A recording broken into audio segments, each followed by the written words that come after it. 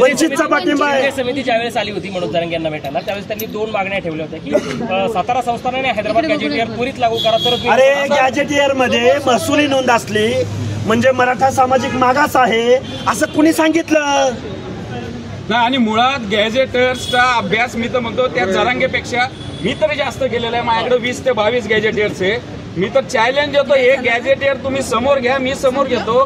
त्या हैदराबाद गॅजेट मी आंतरवालीला असताना मी काढलं होतं, त्याच्यामध्ये मराठा समाजाची लोकसंख्या वेगळी, कुणबी समाजाची वेगळी।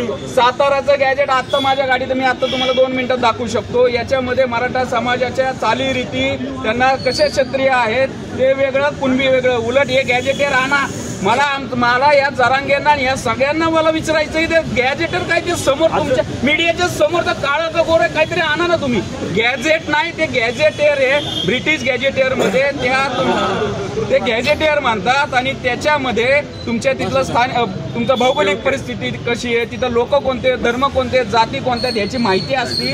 या जरांगेचं हे एवढं डोकं चालतंय, त्यांनी ते गॅजेटर बाबा आम्हाला समोर, आम्हाला पण थोडंसं ओबीसीना कळून दे ना। तुम्ही सरकार विरोधात लढणार आहे की जरांगे विरोधात लढताय? अरे जरांगे कोण संविधानिक पदावर बसलाय का? कोण आहे जरांगे? आम्ही सरकारच्या विरोधामध्ये आमची भूमिका आहे, चळवळ आहे।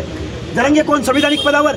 मुख्यमंत्र्याची आईमाई काढणारा जरांगे। अरे पण मुख्यमंत्री तर म्हटले ओबीसी लाकडाचं, एक मिनिट, लाकडाचं मुख्यमंत्री जो तोंडामधून विष्ठा टाकतो त्याच्याविरुद्ध काय बोलायचंय? लाकडं काय बोलतो? आमच्याकडे मल्हारराव होळकरांनी भाला दिलाय आणि तो भाला कुठं घालायचा आणि कुठं काढायचा, तू जास्त भानगडीत पडू नको।